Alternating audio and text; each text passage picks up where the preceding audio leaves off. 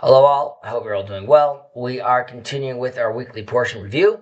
We are one before the last to complete the cycle of the 5 books of Moses, what we call the Torah. And we are coming off of the Day of Atonement, Yom Kippur, and going straight into Shabbat. And so this portion is called Haazinu.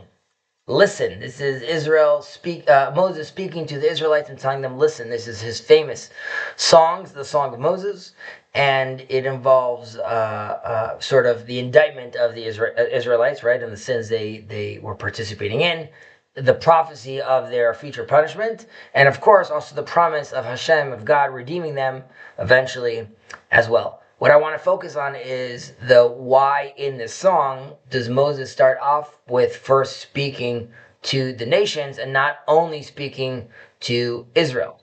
As we see in Deuteronomy 32 verses 7 and 8, Moses declares, he says, remember the days of old, consider the years of many generations, when the Most High gave the nations their inheritance, when he separated the children of men, etc., etc. So here again, the focus was when the Most High, obviously speaking about Hashem, gave the nations their inheritance. So why are we stressing this point? And as I'm sure you've heard this narrative before, as we've been speaking over the last few years, but Moshe is here to teach us that the Jewish history cannot be viewed in isolation, right? Israel doesn't exist just as another nation pursuing its own path. Rather, Israel is really being born against the backdrop of humanity's failures, right? We have with Noah, of course, we have the flood. Right before Abraham, we have the dispersion of humanity with the failed attempt of the Tower of Babel.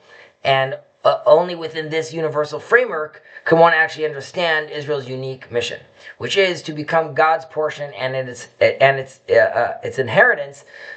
The people are actually charged with giving meaning to the different fragmentations of the other nations in the world. And every nation really expresses one form of humanity's identity, right? You'll have the famous Spartans, or we have the Norsemen, or we have the Egyptians, we have the Chinese, and these are all different kinds of cultures. But each embodies a particular mode of being human, really. Israel, however, gathers all the 70 archetypes of humanity into one large family. And these 70 souls who descended into Egypt, these are really these are trying to parallel the 70 nations described in the Torah. And through the process of exile, Israel was actually scattered among the nations, and by doing so, they're actually absorbing the traits and their ways of life. And this really explains the natural tension between different Jewish communities today, right? You have Moroccan Jews and Polish Jews and Yemenite Jews and German Jews, and beneath the surface, really, these conflicts often reflect the cultural legacies of the non-Jewish societies within which these Jews once lived. And they are hashing it out, so to speak, today. And in this essence, every Jew carries within themselves these little echoes of those 70 nations. And therefore, the ingathering of Israel into the land of Israel ultimately is not just closed-minded, inward-looking process. It's actually a universal act. By uniting all these different fragments of identity within the Jewish people, what we're doing, though, we're actually reuniting the fractured pieces of humanity, and we're slowly restoring the original wholeness of Adam, or the concept of Adam. And the goal really is not here to erase the differences or to impose uniformity, right? The Torah values diversity of identity, as we've spoken about often, that we don't want uniformity, we want unity. The richness of many voices and different cultures, we want to hear all of them. Obviously, for diversity, though, to flourish without chaos, right, without it being just everything is mixed up, there has to be a unifying center, a heart that gives life to the entire body, so to speak. And this is Israel's calling, as God promises to Abraham that all the families of the earth will be blessed through you. And while racism actually seeks to dominate or to eliminate the other, Judaism very much sees itself as trying to be a vital organ for the body of humanity, right? If the Jewish people are seen as the heart, it's not better than any other organ. It just bears a unique responsibility to circulate life and to give vitality to the whole body itself. And this is obviously a privilege, but it's also an immense burden. And at the same time, Israel is not cut off from the other nations, right? We learn, we absorb, as Isaiah says, we draw nourishment from the milk of the nations. And by gathering the sparks, right, the divine sparks that we've spoken about, of wisdom and holiness from every culture, consciously or even unconsciously, we help weave them back into this unified human story. And so Israel's role is not really a nationalistic one, but it's universal. It's to be the heart through which God's blessing flows, really reuniting humanity's scattered pieces into, like we said, a living whole.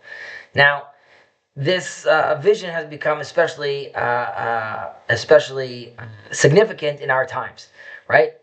The atrocities of October 7th revealed that once again, the hatred of the Jewish people is not limited to specifically our borders, right? The massacre was an attempt not only to murder Jews, but really to strike at the very heart of humanity, right? The people chosen to carry the mission of unifying all these pieces of the nations of the scattered world, these were the people that were attacked. And even more painfully, right, the wave of anti-Semitism that followed worldwide shows how deeply Israel's faith is entangled with humanity's struggle, right? This is why it's so potent. Instead of standing with the victims, unfortunately, much of the world actually turns against them and turned against us. And this is not new. Fortunately, it reflects the ancient discomfort with Israel's role as the heart of humanity. And when the heart, when we start being insecure with ourselves, when we start faltering, right, the whole body reacts then with fear, and there's rejection, and there's confusion. And yet, precisely in moments like this, when we're not sure, when we're scared, our mission becomes even clearer, though. We need to stand firm into our calling. We need to unify our own people across all divides and to continue radiating, ultimately, bracha, blessing outwards, even if and when the world resists.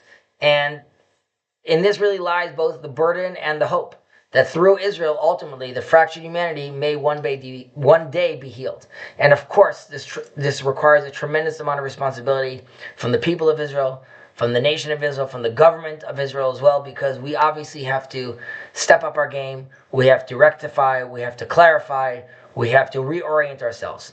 But nevertheless, we believe, as we say often, that we are the eternal people who are not fearful of a long path. And hopefully soon we'll all be able to share in it. Shabbat Shalom.